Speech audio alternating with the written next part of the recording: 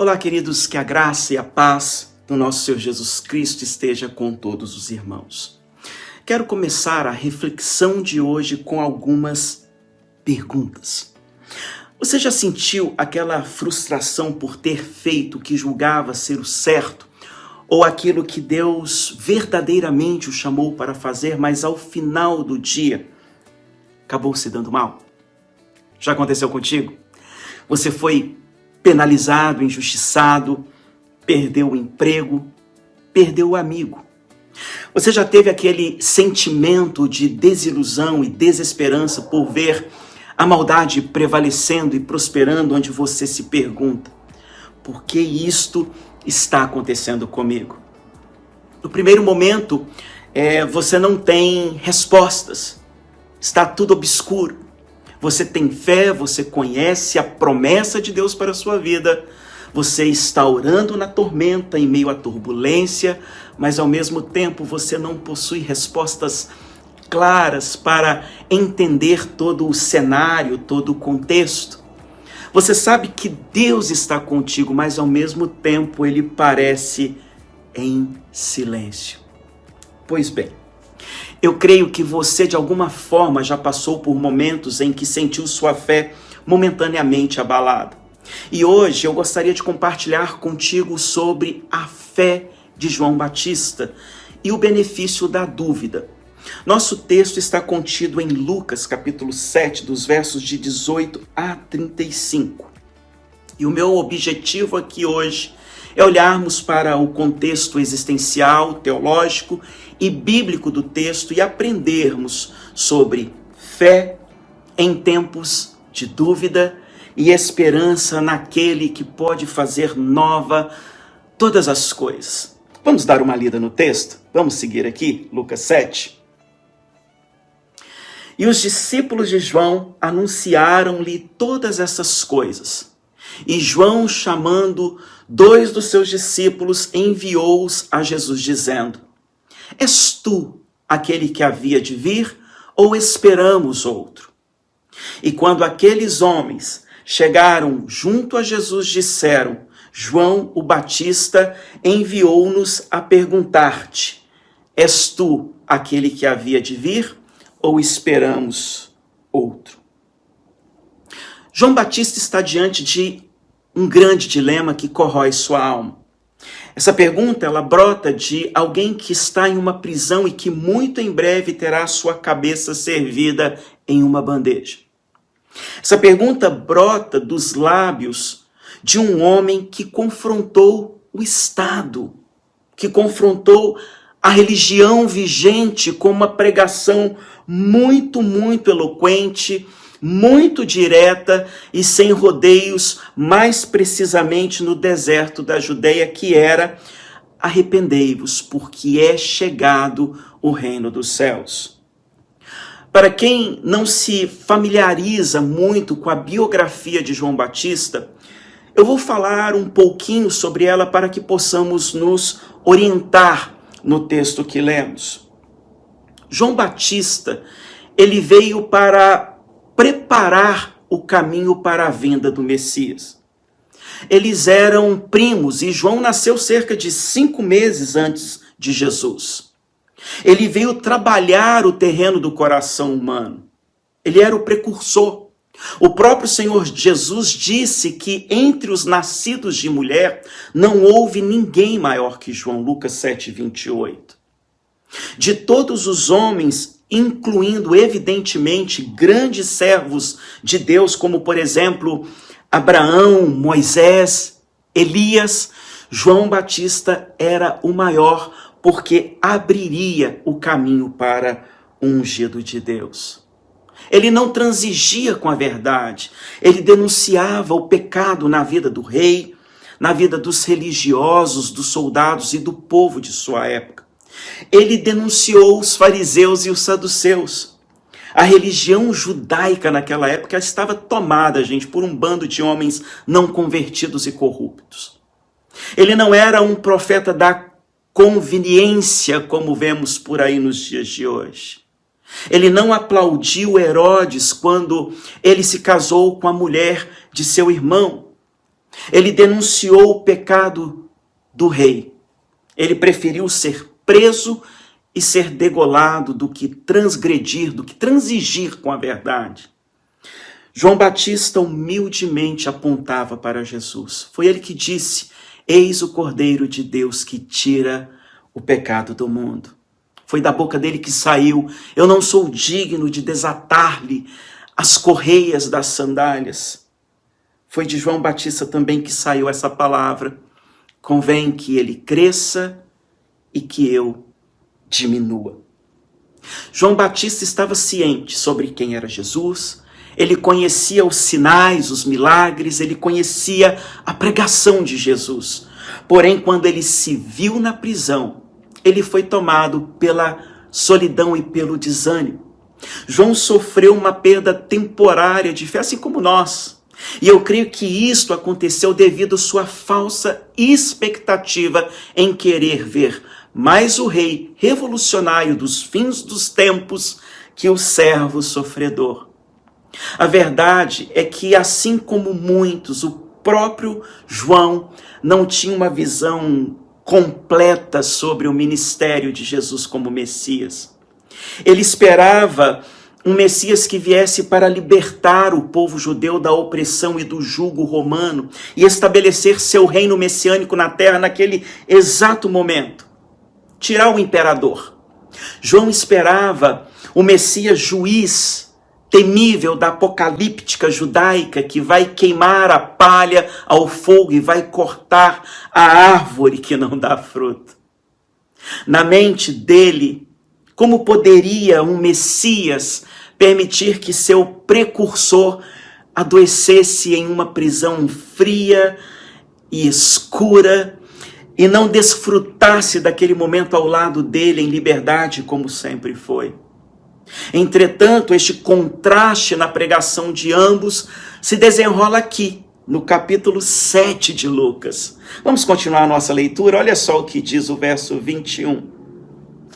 E na mesma hora curou muitos de enfermidades e males e espíritos maus e deu vista a muitos cegos. Respondendo então Jesus disse-lhe: ide e anunciai a João que tendes visto e ouvido, que os cegos veem, os coxos andam, os leprosos são purificados, os surdos ouvem, os mortos ressuscitam e aos pobres anuncia-se o evangelho.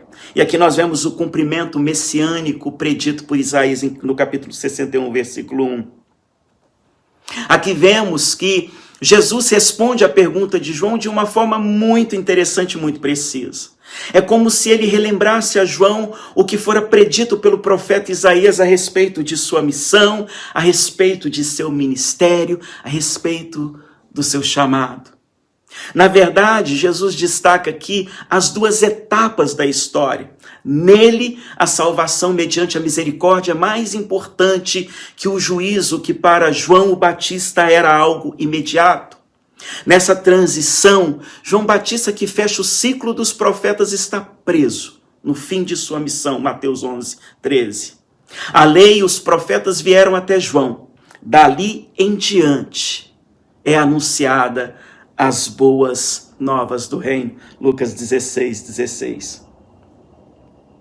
Diferente da pregação de João, Jesus é aquele que não corta de imediato a figueira estéril, mas ainda dispensa cuidados na esperança de que ela venha produzir frutos, sendo o corte o último recurso, e nós vemos isso em Lucas 13, dos versos 6 a 9. Entendido o contexto de Lucas 7, o que Jesus quer nos ensinar por meio desta maravilhosa palavra? Com João, queridos, aprendemos muito sobre a fé e como lidar com o benefício da dúvida que, vez ou outra, tenta nos aprisionar ou nos aprisiona. Aprendemos que, em primeiro lugar, ter dúvida não é pecado. Pecado é deixar a dúvida cauterizar a nossa fé, se tornando em incredulidade.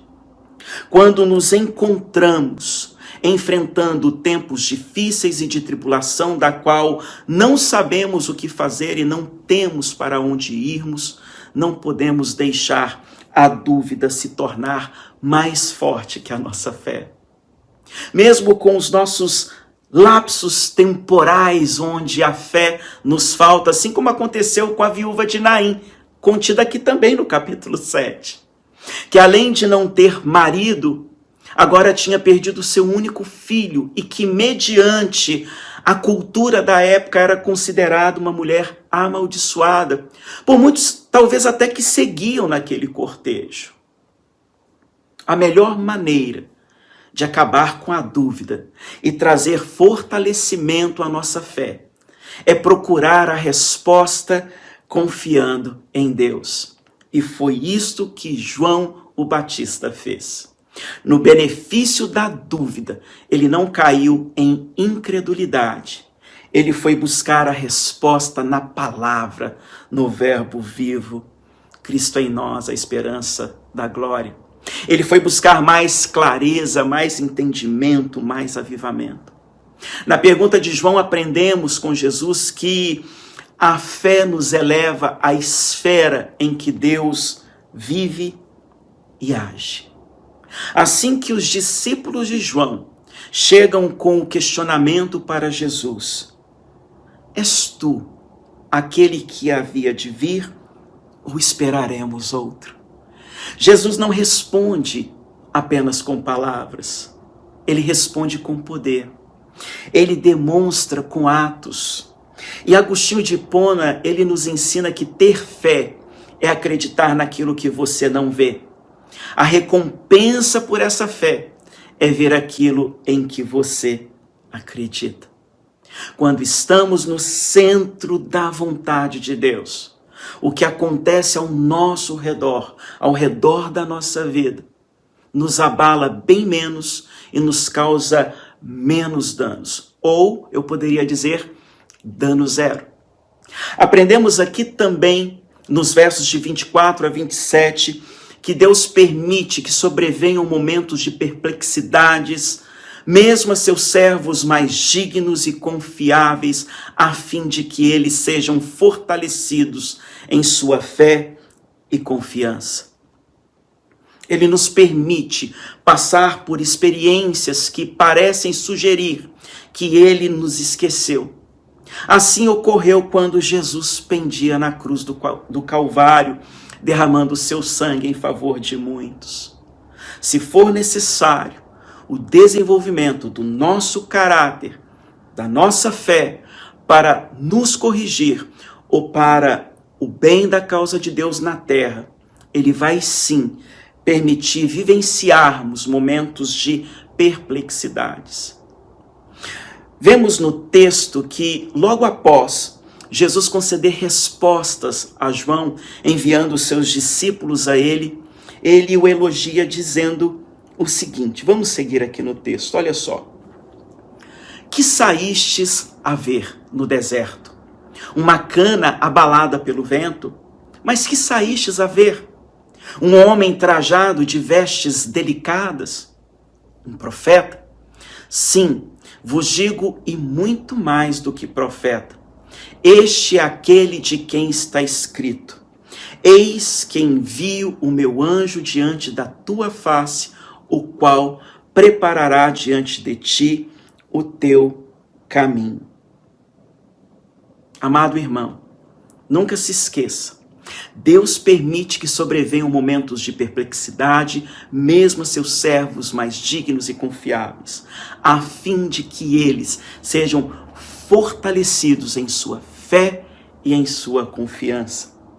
Em quarto lugar, a atitude de João nos revela que a fé, para ser real e dinâmica, precisa ter uma base sólida, uma base objetiva, ser fundamentada na maravilhosa palavra de Deus. Um dos elementos mais ausentes entre nós hoje é o fato de desfrutarmos verdadeiramente de uma fé ativa, vital e envolvente. Uma fé que acredita exatamente no que Deus diz em sua palavra e naquilo que ele nos promete por meio de sua palavra. Com relação a isto, Jesus nos diz, olha no verso 28, e eu vos digo que entre os nascidos de mulheres não há maior profeta do que João o Batista, mas o menor no reino de Deus é maior do que ele. Eu quero abrir aqui espaço para contar uma pequena história, falar um pouco de algo que aconteceu na vida de John Wesley e do seu irmão Charles Wesley, que nos ajuda a compreendermos um pouquinho mais sobre o que é fé. Os dois irmãos, eles estavam conversando certa ocasião sobre um importante projeto que ambos desejavam realizar, mas que o Charles, ele achava assim inatingível, na visão dele era impossível. No entanto, John discordava, ele achava que era possível realizar e que ambos deveriam tentar. Porém, no fim, o Charles Wesley disse assim, olha, quando Deus me der asas, voarei. E o John respondeu, quando Deus me mandar voar, confiarei nele para me dar asas. E isso nos conduz para o último princípio sobre fé e o benefício da dúvida. A fé suplanta a descrença, concedendo vitória ao que decide ser fiel. A fé é a alavanca que impulsiona o pecador para o invisível, mas real reino de Deus. Por isso, quando Deus te mandar voar, confie nele. Tenha fé e não permita que suas dúvidas lhe aprisionem na obscuridade de um coração enganoso. Os versos de 31 a 35 dessa passagem nos revelam que muitos dos que presenciaram os sinais e maravilhas realizados por Jesus o haviam rejeitado, assim como fizeram com João Batista, por razões completamente opostas. Vamos dar uma olhada no texto e nós vamos fechar então essa mensagem, essa reflexão. Olha só o que diz. Porque veio João Batista que não comia pão, nem bebia vinho, e dizeis, tem demônio. Veio o Filho do Homem que come e bebe, e dizeis, eis aí um homem comilão e bebedor de vinho, amigo de publicanos e pecadores. Mas a sabedoria é justificada por todos os filhos. Muitos dos ouvintes de Jesus não queriam associar-se a João, quando seguia as regras mais rigorosas, e nem seguir o bom mestre, quando se relacionava livremente com todo tipo de pessoas. Na verdade, a resposta de Jesus demonstra o cumprimento das profecias do Antigo Testamento e a sua autoridade como tão esperado Salvador. E serve, queridos, como uma mensagem de segurança para João Batista e como um lembrete para nós de que o plano de Deus muitas vezes se desenrola de maneiras que talvez não compreendamos totalmente. Por isso, devemos entender, e eu quero concluir aqui, que ter dúvida não é pecado. Pecado é deixar a dúvida cauterizar a nossa fé, se tornando em incredulidade. Eu combato a dúvida confiando mais em Deus, orando e pedindo sua orientação, confiando que da mesma forma que ele esclareceu a João Batista, ele também vai me esclarecer. Em segundo lugar, a fé nos eleva à esfera em que Deus vive e age. Nunca se esqueça, Deus permite que sobrevenham momentos de perplexidade, mesmo a seus servos mais dignos e confiáveis, a fim de que eles sejam fortalecidos em sua fé e em sua confiança. A fé, para ser real e dinâmica, ela precisa ter uma base sólida e objetiva, ser fundamentada na palavra de Deus. Sua palavra deve ser nossa medida para distinguir o certo do errado, porque a palavra de Deus é a verdade. Lembre-se sempre, a fé suplanta a descrença, concedendo vitória ao que decide ser fiel. A fé é a alavanca que impulsiona o pecador para o invisível, mas real reino de Deus. Uma fé exemplar foi demonstrada pelo centurião romano que está aqui no capítulo 7. E também demonstrado pela mulher que ungiu Jesus em público. E quanto a nós? Com qual personagem do capítulo 7 nos identificamos mais? Fica aí essa pergunta. Se você chegou até aqui, eu tenho certeza que essa mensagem falou ao seu coração. E o meu desejo é que Deus te abençoe ricamente, aumente a sua fé e lhe conceda sabedoria em suas decisões. Grande abraço e até o próximo.